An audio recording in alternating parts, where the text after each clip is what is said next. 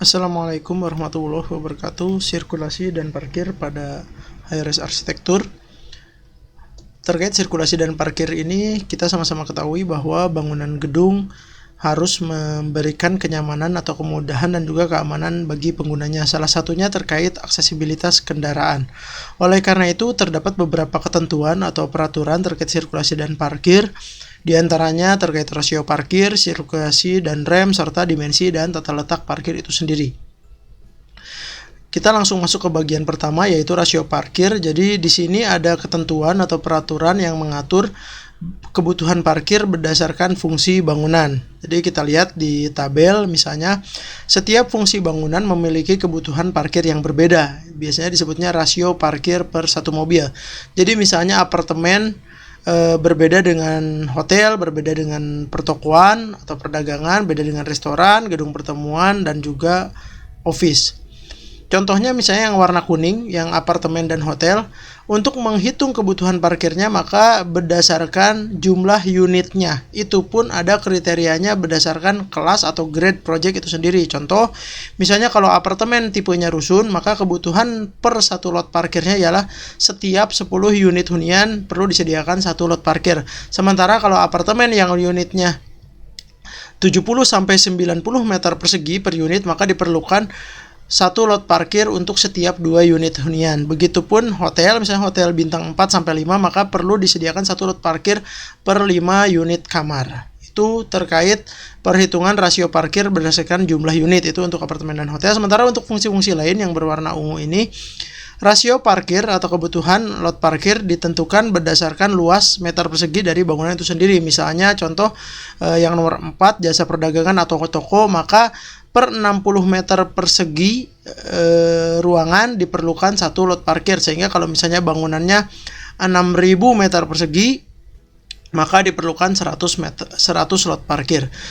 Begitu juga dengan kantor. Kantor itu kebutuhan satu lot parkirnya ialah setiap 100 meter persegi. Jadi kalau kantornya ada 10.000 meter persegi, maka diperlukan 100 lot parkir. Jadi itu untuk menentukan jumlah kebutuhan parkir dari setiap fungsi bangunan. Jadi penting untuk kita bisa menghitung luasan dan jumlah unit bangunan secara tepat, sehingga untuk menentukan kebutuhan parkirnya pun akan sesuai dengan kebutuhan dan standar yang berlaku.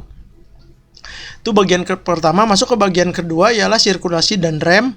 Pertama yang akan kami bahas ialah terkait sirkulasi pada tapak atau area sekitar bangunan.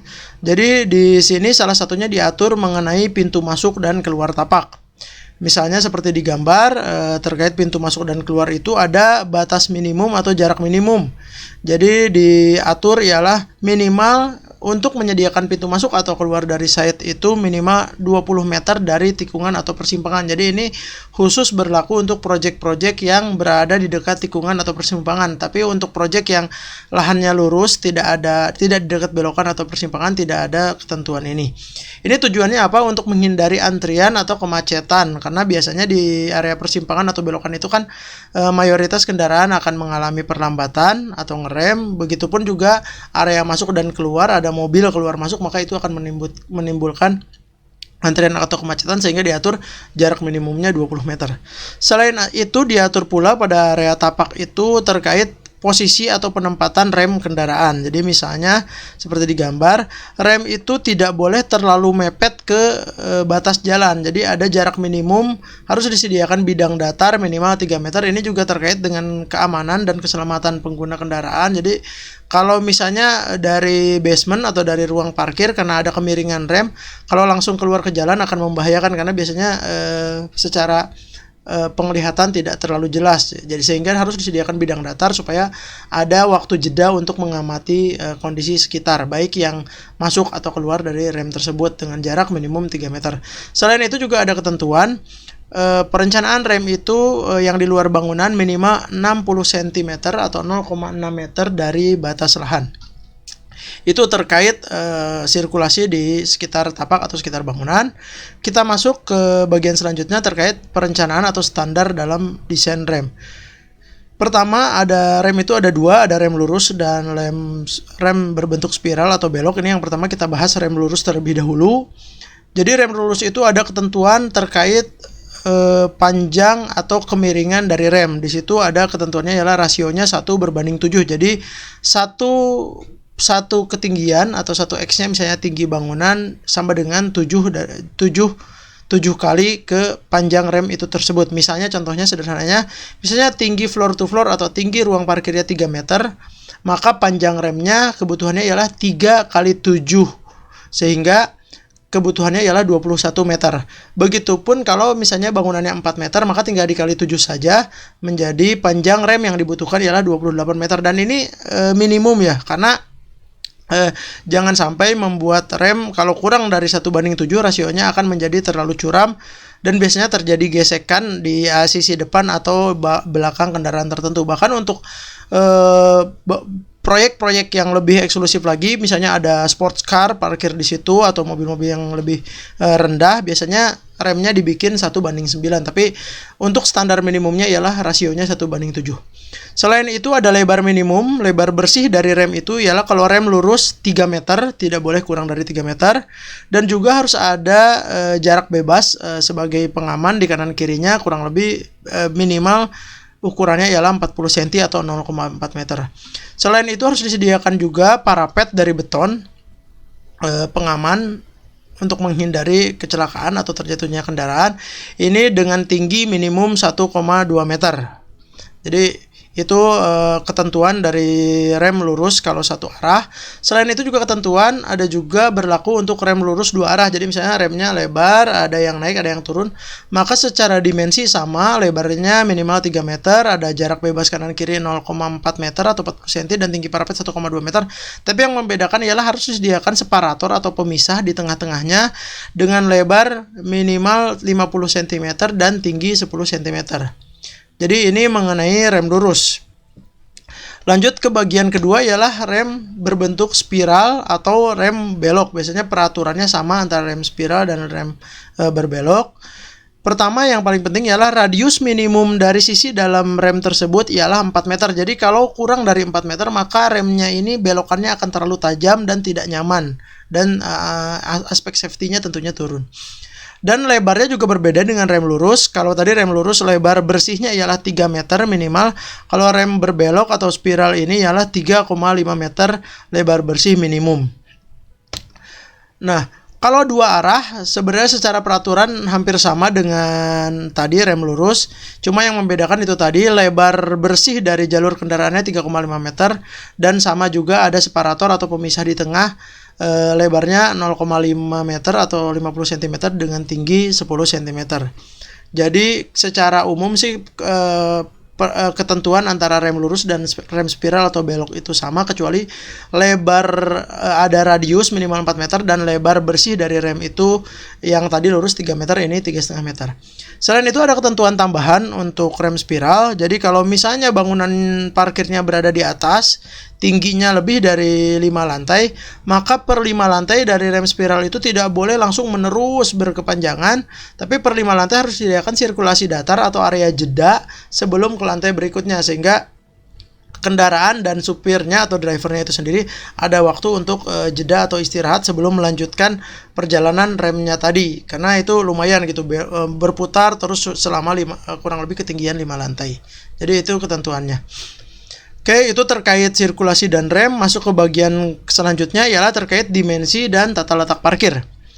Jadi pertama terkait dimensi parkir, ada beberapa tipe parkir. Yang pertama, kalau parkirnya posisinya sudut lurus atau tegak lurus, di mana mobil masuk dan keluar parkirnya itu dari sisi depan atau belakang mobil itu sendiri, maka ada dimensi dari lot parkirnya ialah minimum 4,5 kali 2,3 meter. Ini yang berlaku di Indonesia.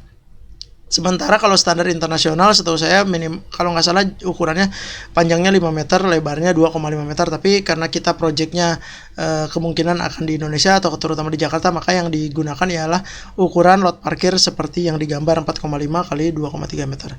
Sementara untuk dimensi parkir, kalau misalnya posisinya sejajar atau paralel, di mana masuk dan keluar parkirnya dari sisi samping, baik itu kanan atau kiri dari kendaraan itu sendiri, maka dimensi minimumnya ialah panjangnya 6 meter dan lebarnya sama 2,3 meter. Jadi itu terkait ukuran dari satu lot parkir ya. Selain itu juga ada tinggi minimum terkait dimensi parkir itu, namanya headroom. Jadi minimal tinggi bersih dari area parkir itu 2,25 meter dari struktur yang paling rendah. Jadi harus diperhatikan dalam desain parkir, misalnya floor to floor-nya berapa meter, harus diperhatikan ada balok terbesar sebesar apa tingginya, sehingga yang penting jarak atau headroom-nya minimum 2,25 meter. Apalagi kalau bangunannya di area basement, biasanya banyak instalasi MEP seperti pipa-pipa plumbing, pipa pemadam kebakaran, dan juga ada ducting untuk exhaust. Maka harus diperhatikan, intinya ialah kita harus menyediakan tinggi minimum bebas struktur atau headroomnya minimal 2,25 meter. Berlanjut ke tata letak parkir mobil itu sendiri. Jadi kalau tadi kita sudah berbicara dimensi per lot parkirnya, kita lihat tata letaknya seperti apa. Jadi misalnya kalau parkirnya tegak lurus 90 derajat untuk satu jalur, maka harus disediakan ruang untuk manuvernya, dia masuk, belok, dan balik lagi itu minimal 5 meter. Sementara kalau parkirnya ialah bolak-balik 2 jalur, kanan kiri atau atas bawah, maka diperlukan ruang untuk bermanuvernya ialah 6 meter. Jadi itu lebar minimum ya. Kalau misalnya alternatif parkirnya berbentuk kemiringan 45 derajat, maka diperlukan kalau satu jalur ruang untuk manuvernya 4 meter. Jadi kalau misalnya kita lihat dengan dibandingkan dengan gambar di samping kirinya dengan parkir lurus, kalau misalnya terdapat keterbatasan lahan, misalnya lebar area parkirnya kurang lebar, maka bisa juga dicoba alternatif membuat parkir dengan kemiringan kurang lebih 45 derajat. Jadi relatif kebutuhan ruangnya lebih kecil ya, hanya selisih 1 meter, lumayan. Nah, kalau misalnya 2 jalur, maka kebutuhan ruang manuver parkirnya ialah minimal 5 meter. Itu terkait parkir dengan kemiringan 45 derajat. Kalau misalnya parkirnya paralel, untuk satu jalur minimal harus disediakan ruang untuk manuvernya ialah 3,5 meter. Begitupun yang 2 jalur juga sama, ruang untuk manuvernya 3,5 meter. Itu terkait tata letak parkir mobil. Kebutuhan minimumnya ialah seperti yang sudah dijelaskan. Terkait tata letak parkir ini penting juga untuk kita ketahui karena akan menentukan posisi grid kolom dari bangunan itu sendiri. Jadi misalnya kalau apartemen yang kecil-kecil, misalnya lebarnya 5,5 meter, ada ukuran kolomnya misalnya taruhlah lebarnya 80 cm misalnya, berarti dalam modul grid kolom tersebut bisa menyediakan 2 lot parkir. Begitupun misalnya kita bikin perkantoran, misalnya gridnya per kolomnya per 8 meter atau 7,5 meter, maka kita bisa menyediakan per gridnya itu 3 lot parkir mobil yang tegak lurus. Jadi itu penting diketahui terkait tata letak parkir mobil, nanti hubungannya dengan penentuan grid bangunan, terutama untuk bangunan high rise. Kita lanjut ke bagian selanjutnya ialah terkait parkir motor. Juga ada ketentuannya, dengan misalnya parkirnya lurus, masuk dari atas atau bawah dari motor itu sendiri, maka ada ruang minimum dengan panjang 2 meter dan lebar 0,75 meter atau 75 cm. Sementara untuk manuvernya, kalau misalnya dibuat parkirnya itu 2 lajur, maka 2 jalur minimal ruang untuk bermanuvernya ialah 1,5 meter. Nah, ini juga penting untuk menyediakan parkir motor, meskipun tidak ada perhitungan rasionya yang spesifik, tapi pengalaman berdasarkan proyek-proyek yang sudah berjalan, kadang kalau misalnya parkir motor tidak disediakan, maka secara jangka panjang akan merugikan proyek tersebut. Biasanya parkir mobilnya terkurangi atau ruang-ruang lain terkurangi. Bahkan ada beberapa proyek di Jakarta yang menyewa lahan di luar proyeknya untuk parkir motor, karena memang pada faktanya kebutuhannya banyak. Maka biasanya untuk parkir motor itu pengalaman kami dihitung 2 kali lipat dari jumlah lot parkir mobil. Jadi kalau misalnya parkir mobilnya jumlah parkirnya ada 100 unit mobil, maka kurang lebih parkir motor disediakan 200 motor. Toh dimensinya juga kecil ya. Jadi satu lot parkir mobil itu bisa menampung kurang lebih mungkin 6 parkir lot motor.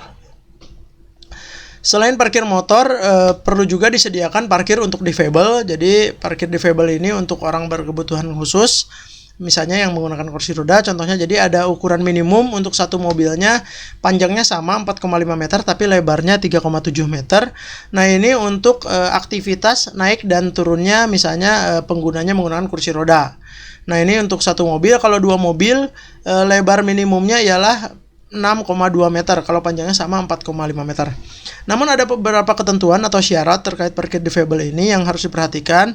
Pertama, area parkir difabel ini harus berbatasan langsung atau terhubung dengan rim difabel atau menuju jalan terdekat. Kenapa? Karena kalau jangan sampai tidak berhubungan dengan rim difabel, nanti ketemu dengan leveling semacam tangga atau trap, itu akan menyulitkan untuk pengguna kursi roda ini.